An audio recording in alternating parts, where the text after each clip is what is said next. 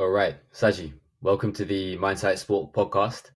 You've had a 14-year long career in professional football, making over 300 appearances in England. But before we get into that pro career, I wanted to go back a little bit to the beginning of your football journey. Where and how did it start for you? Where did that connection to the game and the love for the game maybe begin? So I was very fortunate. So I grew up in central London, actually, central kind of North London. So I was very fortunate to have very good facilities near me in Cornsfields and the Camden and Islington League. We had lots of good players in our area, and we had a midweek team and a Sunday team. So the midweek team was Bloomsbury, and the Sunday team was Westwood Boys, quite well renowned for bringing players through. And basically went from there. We won kind of leagues. So we won the Camden and Islington League, the Enfield League. Made it to win the London Cup as well. So we had quite we had a very good team. But I suppose the way I'd describe this is we're bad winners.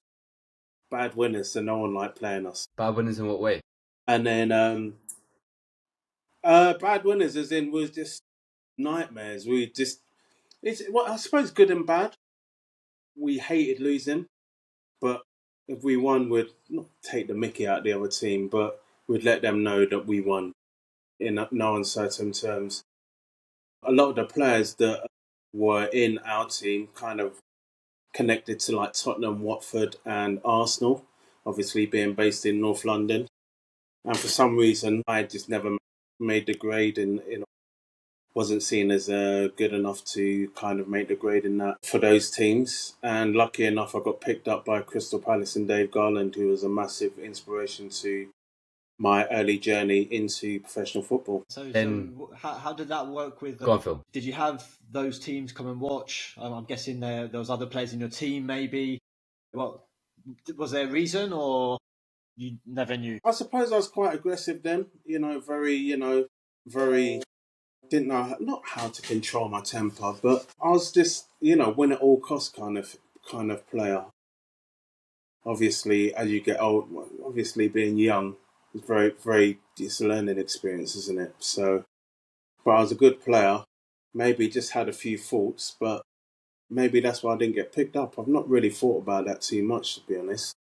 But all I needed was an arm around my shoulder, basically, or someone to believe in me, and that's what Dave did. And obviously, it's turned out quite well for me in my career. What do you think Palace saw in you that maybe the other teams didn't? I'm not too sure. I mean, Dave Garland's son, Mark, played for our team as well. We got on very well. But he saw maybe a determination, a will to win, a will to learn, a will to develop, always turn up on time, attitude correct. And I think that was very good for me, actually, not joining a team so young. Because I saw it as I was in a fortunate position to be at a club at age 14, 15. Obviously, it seems quite late now. But when I was growing up, they did have academies, but you just trained once a week and you very rarely played other teams. When you got to under 15s, that's when you started playing regular football against other academies or pro teams. So being picked up at that stage was kind of perfect timing for me to kind of go on and step up my career and play against the elite players within the southeast of England. It's interesting what you're saying there, that maybe joining the academy later on gave you a different perspective, maybe an element of gratitude as well to where you were, rather than taking it for granted and just saying, yeah, well, this is what I've always done. Yeah, massively, because some of the players that we had in our team used to play for England as well as their pro club as well. And unfortunately for that person in particular, Wenger came at the same time, and he was meant to get a pro contract, and then kind of all went kind of tits up, shall we say. So, my journey was probably the best journey that I could have took at the time, I believe. It was kind of perfect timing for me and a perfect individual to meet, as in Dave Garland, to step me forward into the professional aspect of football. And so when you did make that move to Palace and you were playing in the team and you're kind of transitioning from more amateur football, more recreational football into a much more professional environment. What were the things that you had to adapt to in that new environment? Consistency and staying switched on most of the time, I suppose, as well as timings. So obviously, I lived in North London. I travelled to Mitcham or Crystal Palace or various areas in South London. So timing had to be impeccable to get to games. Logistics, stuff like that. Turning up, obviously, looking the part as well, dressing correctly, the right demeanour, right behaviour, please and thank yous, and, coming across as a good person rather than a sport brat, I'd say, for sure, especially at that age as well. Yeah, so it sounds like it kind of develops some life skills as well, where until you get out of your comfort zone, it's hard to do that, right? Yeah, certainly. I mean, my mum brought me up with values and, to talk to people with respect, but obviously being big and black, I suppose, in those days, and obviously still now, but being different from the rest of the team, shall we say, you have to make sure everything's on point because being especially tall as well, standing out. And I had a few problems with that at secondary school where, I wasn't the only person, but I'd be the one person that they'd recognise causing maybe mischief or something like that. So it definitely taught me how to make sure I stand out in a good aspect rather than a negative aspect. And what was that like for you going into that environment, which obviously when you did first begin at Crystal Palace, it was 1990, was it? Well, And so I actually joined them in '92, so okay, obviously under 15s, but we'd very rarely be at the training ground, and when we were, it'd be like inspirational, kind of seeing first team players and trying to achieve what they had done, or trying to get into that position to make a career out of it long term. Were you in that same era then as so when you went as an academy player, who was playing at Palace? Was it like the Ian Wrights and the Gareth Southgates? So we had a very good youth team. So within it's very different now, the league. So we had South East Counties. So that's South East Counties 1 and South East Counties 2. We're permanently in 2. There was no promotion or relegation or anything like that. So we had teams like Wimbledon, Luton, Bristol City, Bristol Rovers, Southampton, Wickham. What other teams were in there? Bournemouth. We had quite a few teams. So like Eddie Howe, Jason Tyndall, Jason Ewell, Carl Cole, Phillips, who was a goalkeeper at Bristol City, played against Swindon.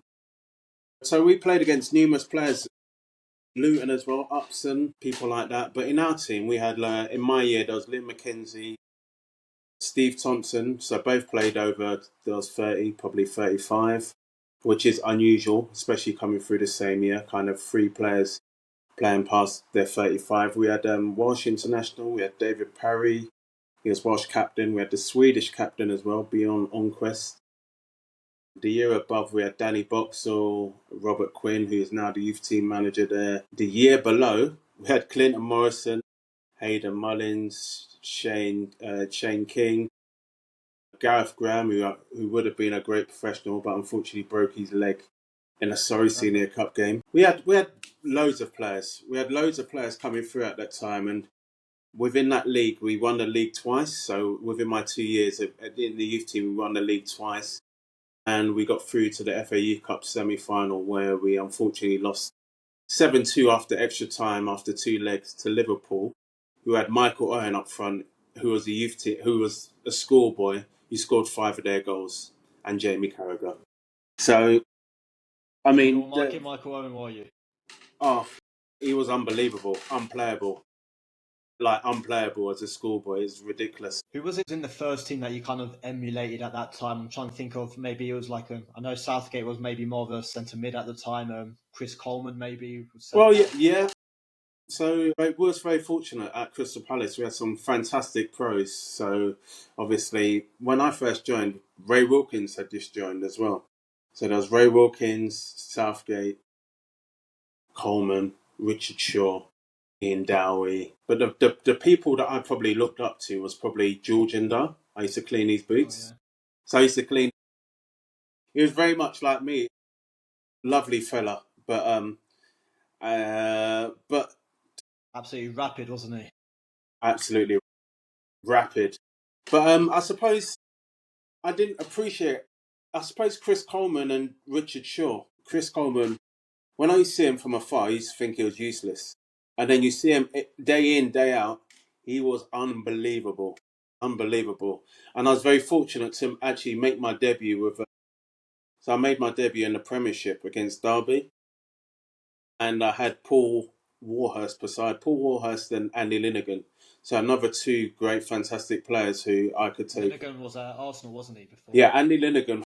Andy Linnigan was brilliant because, obviously back then they used to be known for 1-0 Arsenal, and he taught me a lot of stuff that they used to teach at Arsenal, and he used to help the youngsters, and he was an amazing fella with a amazingly dry sense of humour, should we say. I've got to ask you about that season, Sagi. That was my first season as a season ticket holder at Palace, and obviously we just got promoted. It was our first season in the Prem.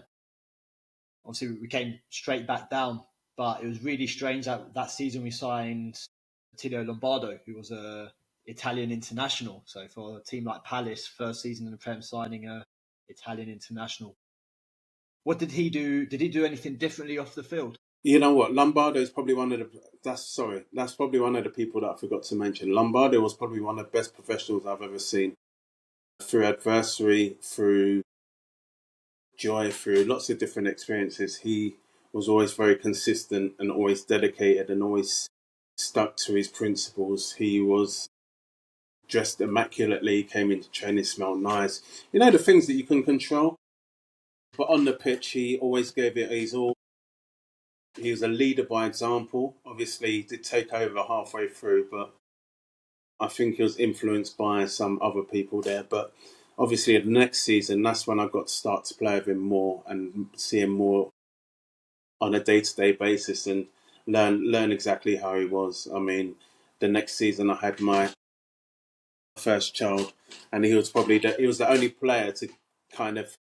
I suppose it wasn't really thought of then, but he was the only player to kind of give me a gift for my child. And it was like so unexpected.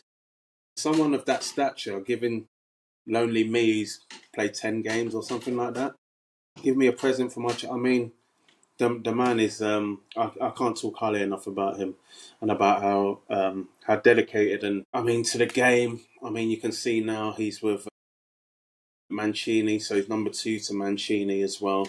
So, this guy's dedication to the game is like, I mean, unbelievable. What was it like that season? And obviously, that go up one year, so you probably see the players at the highest confidence. Mm.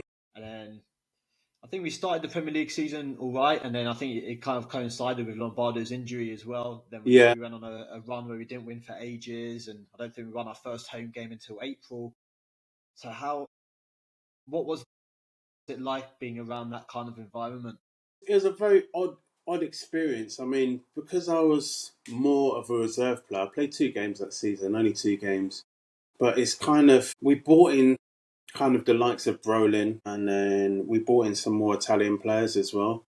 So it felt very dysfunctional within the club. There was lots of things, I suppose if I look back, there was lots of things kind of going on behind the scenes that kind of probably wasn't correct to or sustainable to play in the Premier League. I suppose at that time, there wasn't many opportunities, obviously, for the younger players to get in, because they were bringing in obviously more of the not foreign players, but more of the Italian players and stuff like that, because that's where football was at that time. So I suppose it didn't really affect me. We did well in the youth team, in the reserve team and stuff like that, and used to win a lot of games and cups and stuff. But I suppose that was probably the big transitional stage, probably switching from reserves to first team.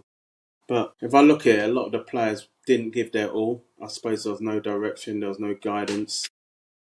There was a lot of, to be a good organisation, everyone needs to know their jobs. And I don't think that was a strategy at the time at Crystal Palace for sure. Especially because of the transition of ownership as well was changing over just that season after. Sorry, a bit of a long answer.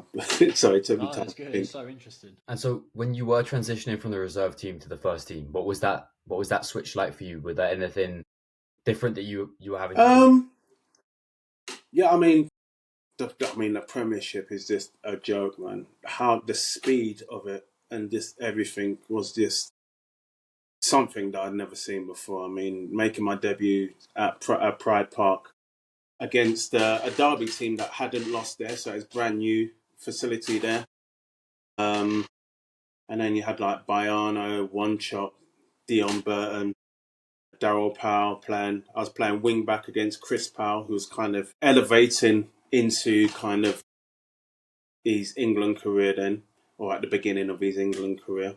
I think I got told after that he got 2 crosses in the whole game, which was good considering I think I was playing wing back and I don't think I passed the halfway line, I'll be honest. I mean, we got absolutely battered, but we drew 0-0. I remember Baiano hitting a shot from about 30 yards, smashed off the crossbar. I mean, we got absolutely dominated, but we held on for a draw, which was fantastic experience for me to see exactly what I needed to, the step up that I needed to get to. How did that work then? Because like you said, I think you played a couple of games that season, but you went straight into a starting lineup and got 90 minutes. Yeah, I mean, it was well. There was a big injury crisis at the time, so Jamie Smith got injured, and then because as you know, there's always a backup. So you got your number 1, number 2, number 3. I think number 1 and number 2 got injured. I think it was Boxall, in fact, Danny Boxall. So I think he had his cruciate that year, actually. So it was me stepping into it, and I thought I'd be starting, but I don't even think I got told till maybe the day before. Really? Yeah, I mean, everyone was. So you knew when if you was going to be travelling, or you knew if people were out that you'd probably more than likely be kind of involved. And everyone's like, "Oh, you're going to start. You're going to start." And fortunately, I did start. Did all right. Drew 0-0. And then we played the next game. I think the next game I was involved, I came on sub against Southampton on Boxing Day.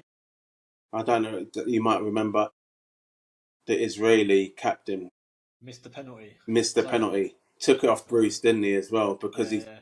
So basically, he was on the I think pitch he and was a he's. record signing, wasn't he, at the time? Yeah. I mean, he was a lovely fella, but he just couldn't get.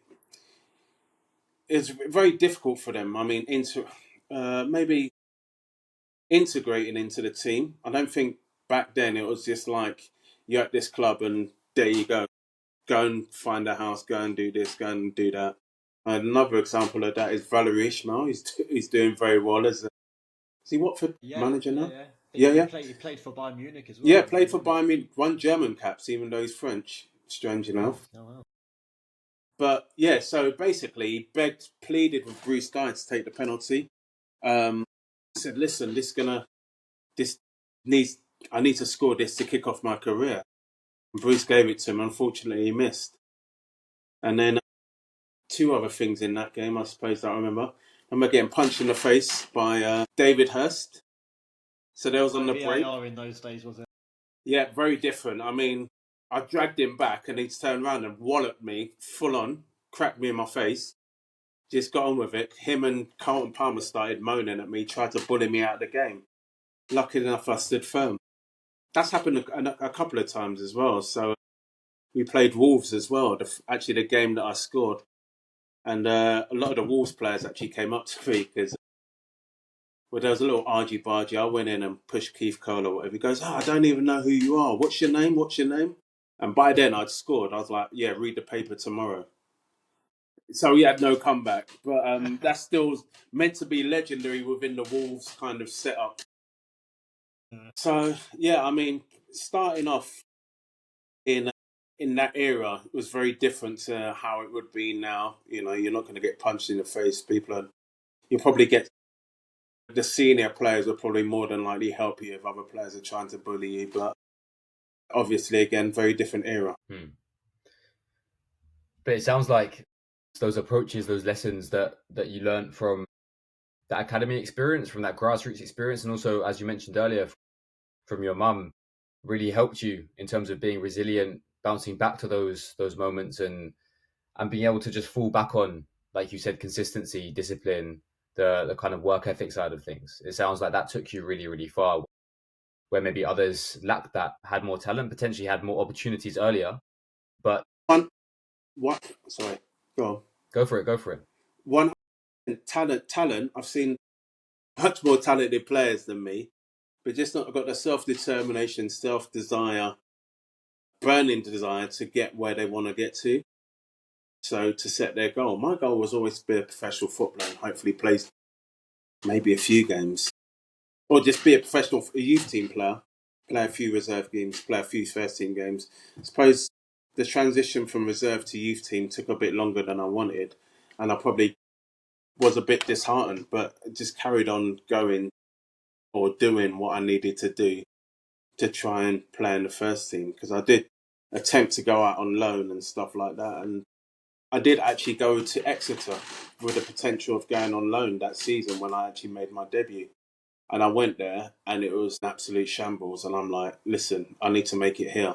I don't want to be playing there. Do you know what I mean? So there's been different times within my career where I've definitely learned to appreciate what I have and try and make the most of my ability, or do as much as I can to get where I want to get to. And for any young Would you footballer say that's watching, something that people? God, no. for any young footballer watching, how would you encourage that person to develop that element of resilience, that element of discipline, that element of The being able resilience, to bounce back? I'd say firstly, get a good strong network around you. People that you trust, people that are going to tell you the truth. If you're slacking off and you just got your mates saying, yeah, that's good, you're doing all right, and just on your side, it's no good to you. You need people that are going to be honest and say, listen, pull your finger out. You're acting like a bit of an arse. Maybe if you do this, maybe if you do this, that, maybe if you approach it in this way, maybe if you ask the coach in the correct manner. It's about communication and language and body language, especially. 70% of, communication is through the body. So if you're walking around with a strop on the pitch, or you got your head down, or you're waving your arms when the ball don't come to you, or not running, people see that. They don't want that in their club. They do not want that in there. They want someone who's going to work hard. If someone does something wrong, come on, you can do better. I had a rule 3 times. Come on, you can do better than that. Come on, you're effing better than that. Right, you better pick this up. Or da da da da da. So there's different ways of communicating, picking yourself up for sure. It's going to be very difficult, but again, you need a good support network. You need people around you who are going to tell you the truth. Yeah, you've got to be so brave for that as well, don't you? So we all like to hear the good things that we're doing, but I think that the real growth happens is when you get that honest feedback, and you've got to see it as not as an attack as on your personality, but as somebody who wants to help you, I guess. Yeah, for sure. I mean, obviously, when I was playing, there wasn't social media, so it's a bit different now. But everyone used to look in the papers. Oh, I've got a 7, I've got a 6, I've got. If you've played well or not. You don't need to look in the papers. It's very different now because you've got analytics and stuff like that.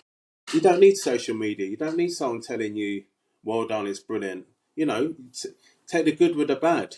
If you've played bad, you look and see, right, what could I have done better? If you've played well, right, how can I step up on this? How can I improve? Where did I maybe make a little bit of a mistake? What would I change the next time? How would I go about approaching a certain situation?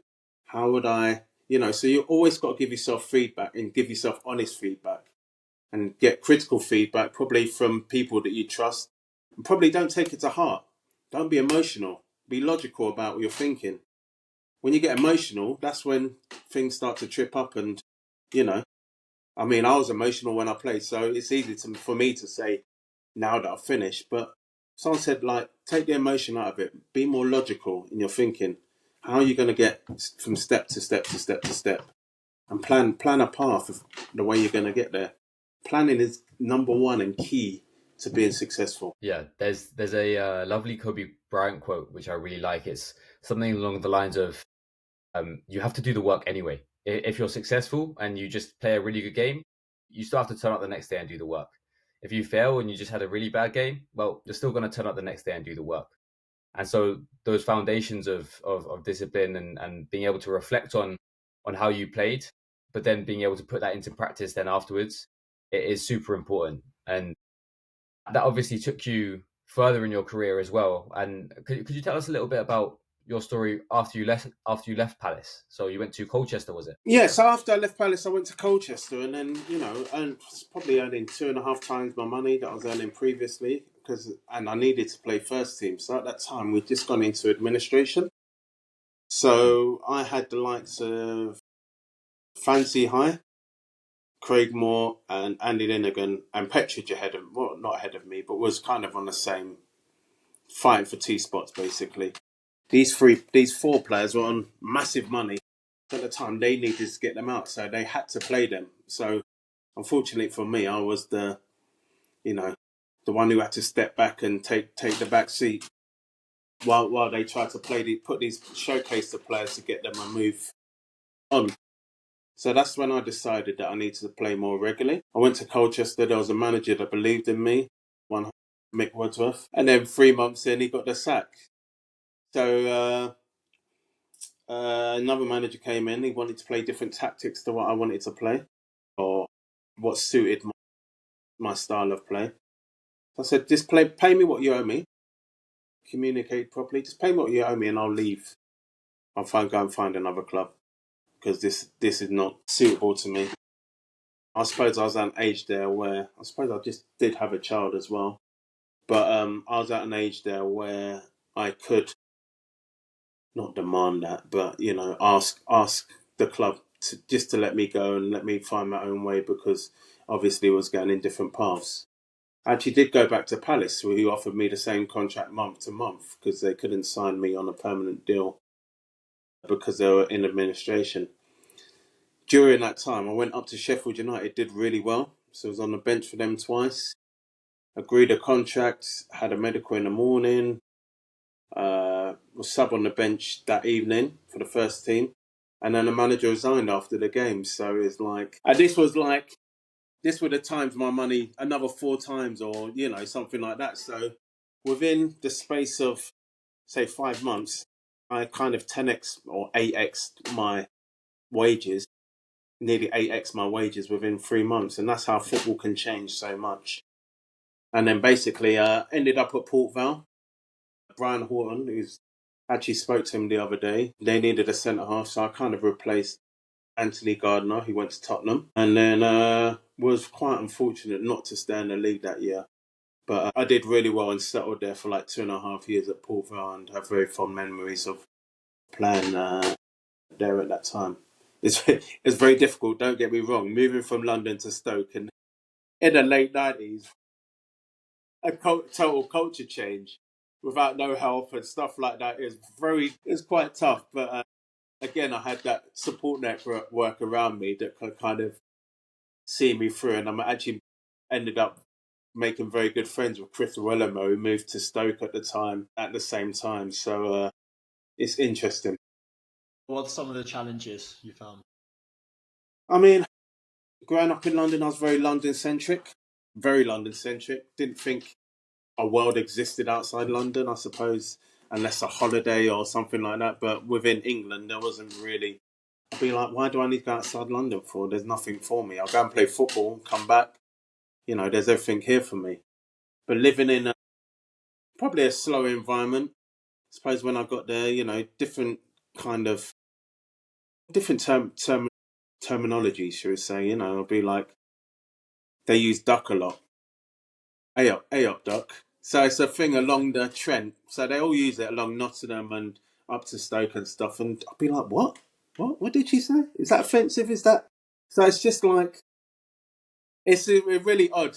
So, but yeah, I mean, it was a lot poorer part of the world, shall we say? So it kind of not humbles you, but gives you a better life experience outside London and how people in the UK really live, for sure. And it's certainly more passionate in terms of football fans outside London, because these don't mean to be typecast areas of Stoke of such, but maybe they're working in a factory all week. They spend their hard-earned money on a Saturday and they want to see, do well. In London, you've got theatre, cinemas, you've got so many distractions. In places like Stoke, you've got football and maybe one theatre that does a good show once a year.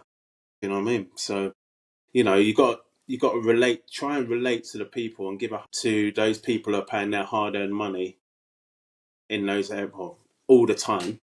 But what I'm saying is, it was a lot more evident in Stoke and further up north, because it's definitely how much they work for their money is a lot harder than they work in London, for sure. Did that work as a motivator for you? No, because I always gave a, but it's just interesting seeing that the difference in fans and stuff like that. So, for example, obviously I've seen Arsenal, Tottenham. I've seen a few different derbies. The most fierce derby I've seen is Port Vale Stoke.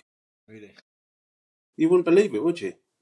I mean, it was just an unreal environment. An unreal environment, very, very hostile. The only thing that tops that is obviously played in Turkey, an Intertoto game against Samsunspor. I mean, that was the next level. But below that, Stoke Port Vale for sure. How did you stay focused in a game like that? I imagine as well, if you played away at Stoke, it would, I mean, you're Well, getting from all angles.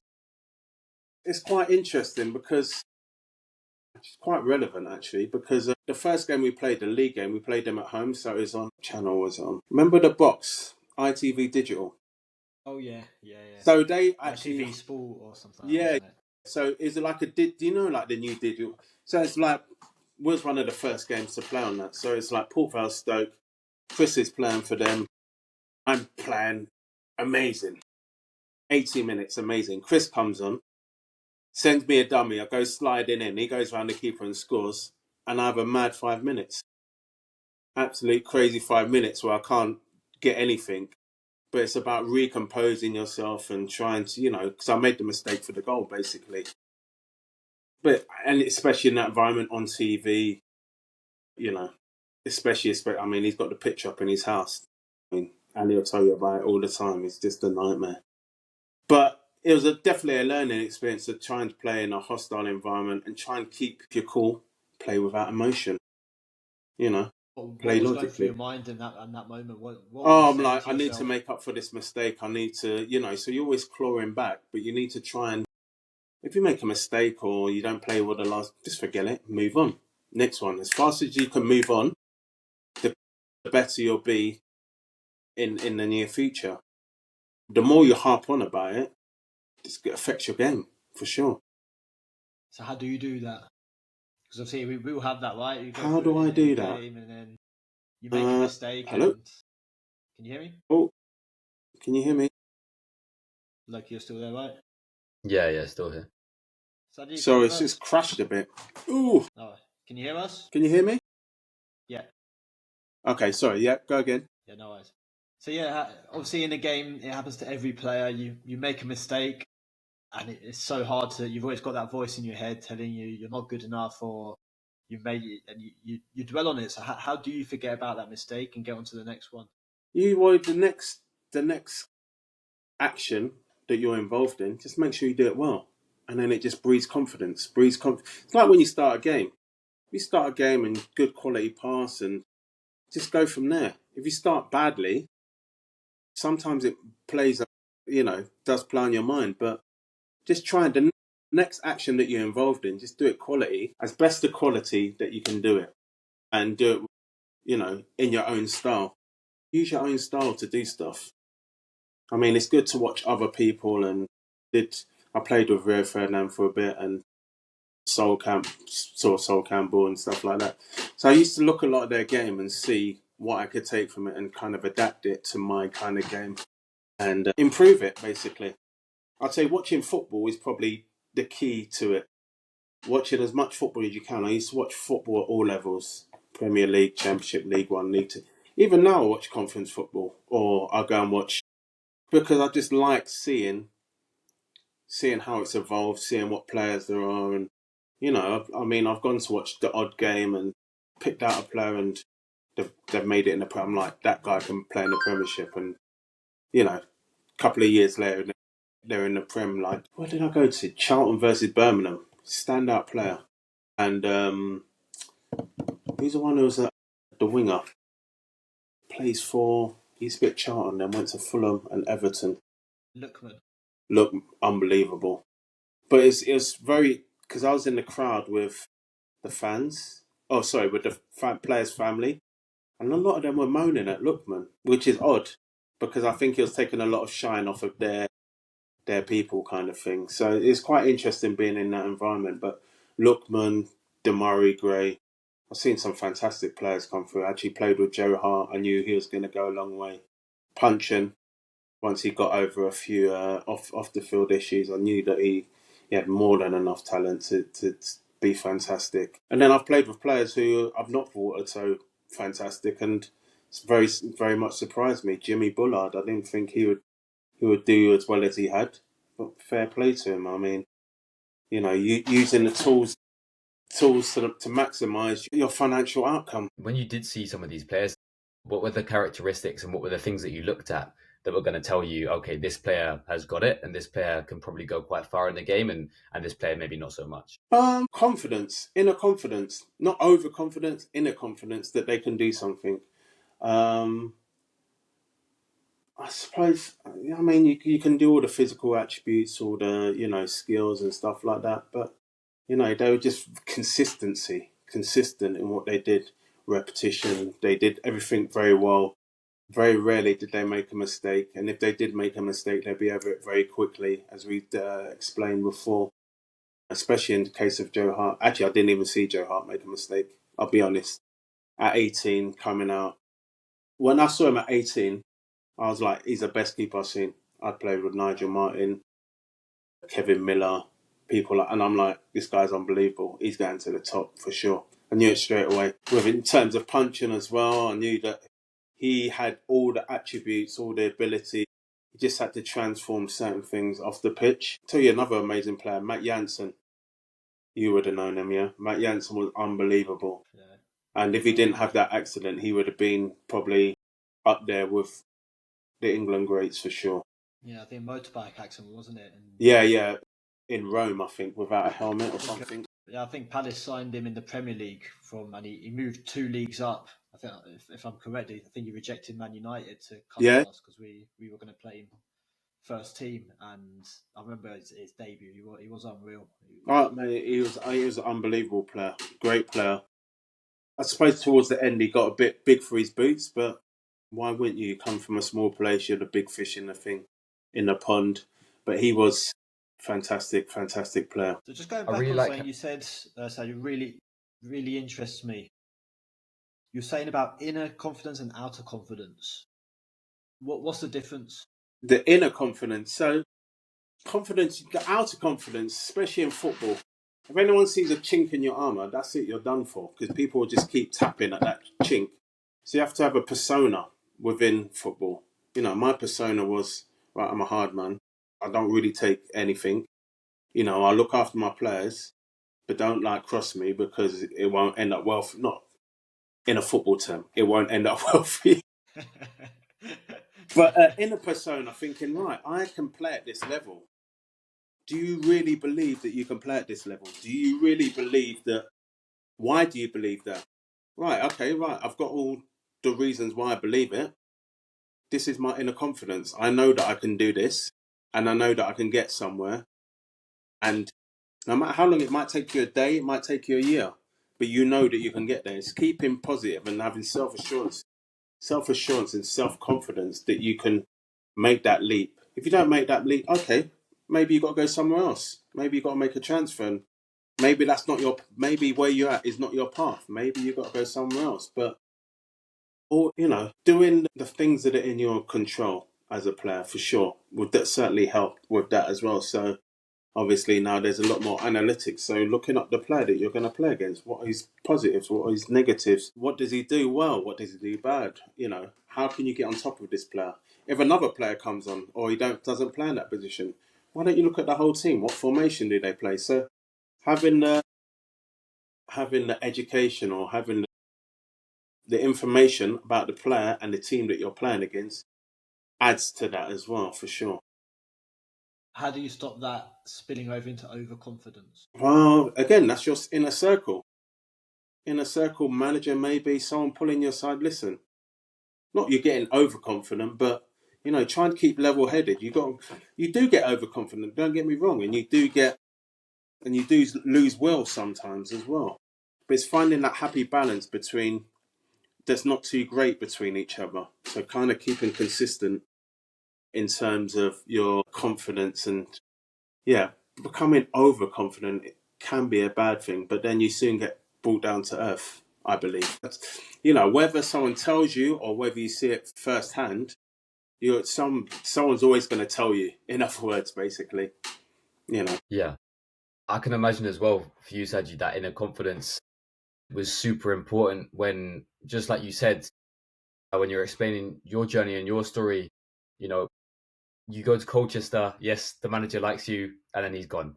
You go to Sheffield, yes, it's a good connection, and then he's gone. And then you kind of have to bounce back from all these external setbacks and all of these things going on in the environment. And it's so easy to get caught up with kind of the flashy lights, especially nowadays with social media. How would you encourage players to guard against that in terms of, and maybe actually a better question would be, how can you actually build that inner circle? How can you identify those people who can help you along that path and along that journey? You're probably asking not the wrong person, but obviously there's no social media. I used to go out quite a lot and not get caught and blah blah blah. And I probably lived my life wrong until I was probably about 23. I'll be honest. Stopped drinking at 23, but now obviously it's a lot different. Social media, um, you know, it's having social media. Yeah, social media for sure will certainly trip you up. Regarding having the people around you or choosing the people around you, who do you trust? Who do you meet on the way that have got kind of signs that, you're always going to maybe have your parents, maybe you might not have your parents, maybe someone who's been a good friend, but outside football. So you need some people inside football, but you probably need some people outside football to give you a dose of reality and, to keep you level headed. Right, that's not the right behaviour. That's not, football's a very unique world. What happens in football doesn't happen in any other industry, for sure. So, you're definitely having someone or a couple of people outside, maybe a friend, parent, someone that you trust, an older person, I'd say. Someone within football, someone probably that brought you through, someone that you regard highly, maybe a few teammates as well. So that you can have a different combination of people, but I'd say probably a couple of good friends outside football, a father figure or a mother figure, a coach who you regard very highly, or who you think very highly of. Maybe a couple of players that you've met on the way or along your journey that can help you advise, who's obviously seeing firsthand. So you've got different people seeing it from different aspects, points of view, who can kind of advise you, and then you correlate all the information. Well, maybe you don't tell everyone everything, obviously, but you get different information from different people, from their strengths and weaknesses, and then you can make an informed decision from there. I think the problem I had is I wasn't very good at communicating. So with the limited information I had, I did make the right decision.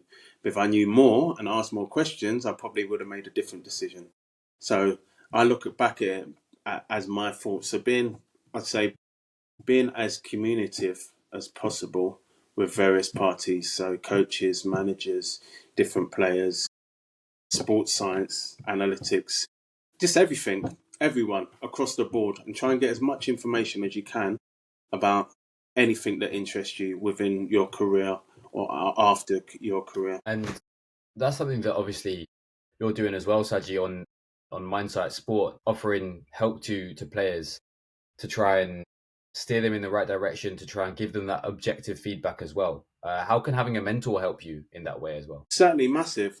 I believe if I had a mentor, and probably just especially someone with inside the game, I believe that I could have elevated my career higher than what I did. I was probably a championship player, I'll be honest, but factors down to me and factors externally as well, not probably having the communication skills and the right agent or manager, people around me to kind of steer me in that direction, probably led me to where I was, but that's fine. But a mentor can, especially someone who's got I think an agent will probably tell you what you want to hear. I'll be honest. A mentor, maybe agents now, not too sure, because I've got a lot of agent friends. I don't want to annoy them. But I'm not sure if an agent will give you independent kind of feedback in regards to where it's not benefiting them. Do you see what I'm saying? So I think a mentor is probably the same, will give you good advice about life skills, and especially if they've been in the game or they know people within the game. They'll give you much better advice about how to go and communicate properly to the relevant parties that's associated to you, if that makes sense.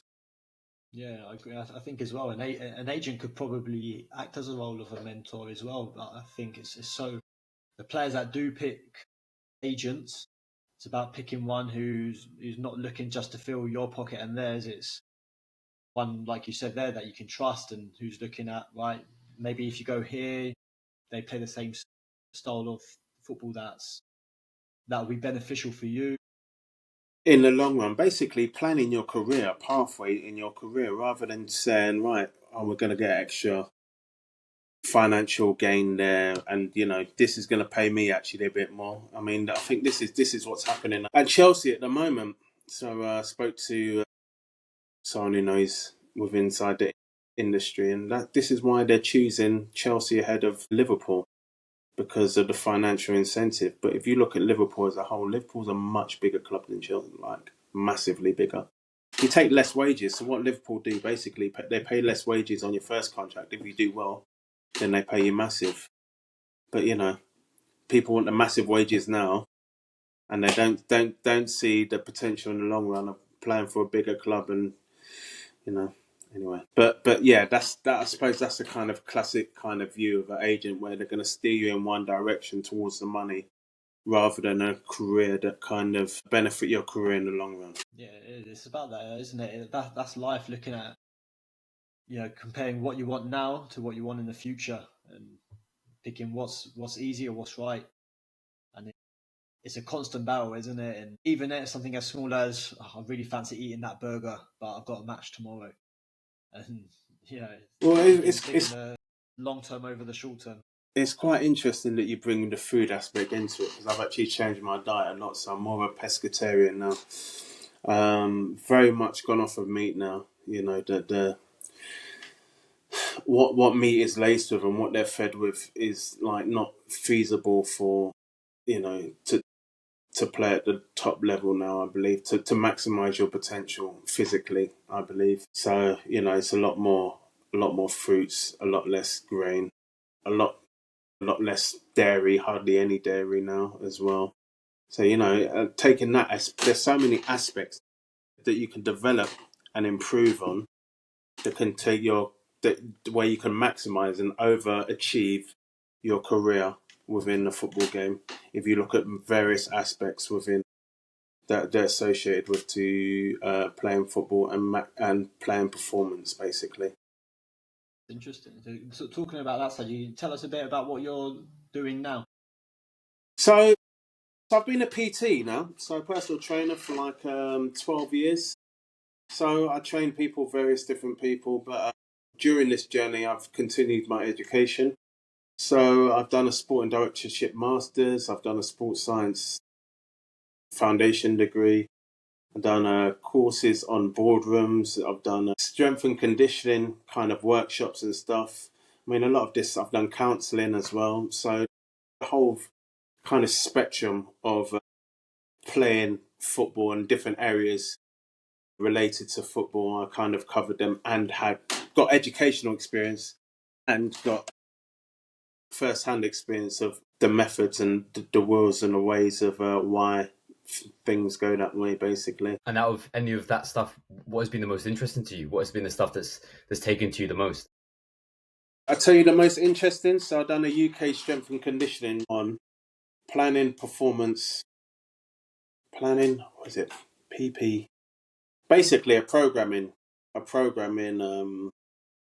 about how to program elite performance. Basically, that was probably the one that I was least interested in and got the most out of it, because I could take that formula and basically take it into any aspects of my life or anyone else's life and plan for the future in terms of education, job, or basically everything. I mean, that was an amazing course. So it taught you how to do periodized training. So basically you could do plan a training session or any kind of improvement from 1 day up to 5 years, basically, on what they taught you on over that weekend. So it was amazing. And then obviously with with more research and looking into it, it's an amazing aspect, and I think it's fundamental to achieving your potential in any aspect. Basically, is planning. One final question that I'd like to ask you, Sagi, is if you were sitting here today as you are, and you were talking to a 16-year-old, 14-year-old Sagi Burton, what would you say to that 16-year-old kid? like my son. Exactly, perfect. Sorry, say that again. What would you say to that kid? So yeah, as you are now, with the wealth of experience and knowledge that you have in the game, not only from an educational point of view, but like you said, from a first-hand experience point of view, playing at crazy levels in the game, what would you say to a 14-year-old version of yourself or a 16-year-old version of yourself as a young player? What would be the key pieces of advice that you'd give that kid? Resilience, for sure. Well, not even the key piece. Controlling the controllables. Firstly, controlling the controllables. So everything that's in your domain. So timekeeping, extra training, analysis, looking up, asking questions. People might say no. But you've asked. They can't tell you anything. You've done as much as you can. Try and do as much as you can in all aspects. Asking questions, like if you're not planned. Asking them in the correct way as well. So don't go in there banging down the door. Why am I playing? Okay, how can I change that? Gaffer, what can I do to make the team next week? I went in it this week. Can you tell me what I've did wrong and how I can improve? Or you can go in, Gaffer, why the F aren't I playing? What one's going to get a response? So body language, communication, everything that's in your control, do it. Listening, taking in information. Whether you're taking it in or not, if you think it's a pile of rubbish, take it in, let go of the other ear. But look interested, look into people's eyes when they're talking to you. Take accountability. Gaffer, sorry, that was my man on the post. That's me. Next one, It's about presenting yourself in the best possible light. Again, not always the most talented players make it. I think 80% of it is the rest of it. 20% is talent. The rest of it. Can you fill up that 80% as much as you can? Being a good person, being a good teammate, giving good information, giving correct information, speaking to people with respect. It's just like what people should be brought up with, disrespecting other people, respecting yourself. Don't go out and drink. Don't eat burgers. If you're a professional athlete, why are you eating burgers? Okay, maybe one off after a game.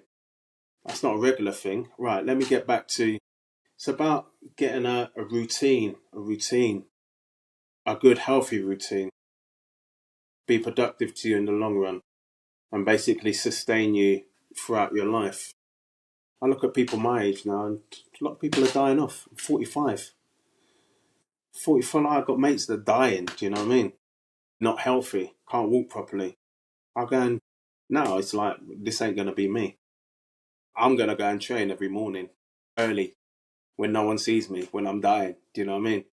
But if you're embarrassed about, people seeing you hurt or whatever, do it when no one's watching. That's what I used to do when I played before season. Didn't want anyone to see me dying in pre. That happened to me before. Came back unfit, back of the queue, mate. Do you know what I mean? I was like, this ain't happening to me again. I went and done my own stuff. Came back one of the fittest. Always one of the fittest. No one could ever question that. Oh yeah, you know what? Not sure about his fitness or what. Mate, don't Make sure there's no questions about you. Make sure there's no, make sure people know what you're about. Make sure people can't question anything. That's what I'd say. Make sure people can't question anything about your character. Maybe your talent. They don't fancy you. They don't fancy you. That's it. Maybe you don't. Maybe you're not there. Maybe you're not there. Part of their player identity or player. Within a club. It's life. I'd like to have been the best girlfriend in the world, best looking girlfriend in the world, but maybe I'm not her type. That's life, isn't it? Do you know what I mean? So maybe you're gonna have to take a step down and do more with a 6 or a 7, a 5, a 4, whatever. Do you know what I mean? But do the best that you can with whatever you've got. Yeah, I love that. It goes back around to controlling your controllables, isn't it? Controlling your controllables, for sure. I think that's an amazing message and something that clearly you lived by every day in your career as a professional footballer. Don't get me wrong, I tried to. It's not always easy. Listen, I'm not perfect by any means of the imagination. I'm not perfect. But once I do fall off, get myself back up. Right, let's go and get yourself fit again. Clarity of mind. Do you know what I mean? Don't get me wrong, I'm not perfect at all. I wouldn't want to come in there and claim that. Do you know what I mean? But I try my best and I do as much as I can. And that's all I can ask for myself. I'm trying to be the best version of me that I can be. If I fail at certain stuff, I failed. But it wasn't through bad intention. I think as well, in a world full of distractions, in a world full of things that try and pull you off the path that you might truly want to be on, I think that's excellent advice, to focus on those controllables, to give everything that you know that you can give, to be at peace internally with what you've done, and let the outcome kind of take care of itself. Exactly. Thank you so much, Sagi. This was amazing. So much experience, so much knowledge, and so many key pieces of advice and bits of information there for young footballers coming up and trying to improve their game. Listen, no problem. You can speak to me anytime you want. Whenever I'm free, I'm happy to talk to you guys about anything that comes up. My destiny now is to help younger players, or to help people be the best that they can, and try and pass on the experience that I've had, the good and the bad, of what to avoid and how to maximize people's potential, because I'm all about making a difference on people's lives. It's not about me now. Not that I've lived my time or whatever, but I've got good knowledge to pass on, and I'd like to give it to people who are willing to, maximize their potential for sure, or better themselves in any different realm of life. Amazing. What's the best way for somebody to get in touch with you? So I am on Twitter and Instagram, so I can't even tell you. Instagram is Sagi, so my name's Sagi, Sagile, Burton, Burton, and my Instagram, let me just have a look. I think it's the same. You can tell that I'm older, right? I don't even know my Instagram. Terrible. I'm going to tell you mine either. My Instagram, pretty simple. Sagi Burton Sagi Burton. Just Sagi Burton. If you want to contact me via email, sagiburton@gmail.com. So you can contact me in various different ways. I'm more than happy to help people in different ways. The best way I can. If I can't help, then I'll just say I can't. And I'll try and give you to someone that can help. That's it. Sagi, thank you so much. Really interesting hearing about your journey, and I'm sure there's players out there who are going to take something away from it. Good. I hope so. Anything, Loki? Yeah, it was amazing. Yeah, just like I said, thanks so much. Was that okay? Yeah. No problem, man. As I said, listen, if you guys want to contact me about anything, or moving forward, or just need me to speak on, just shout me, man. I'm here, man.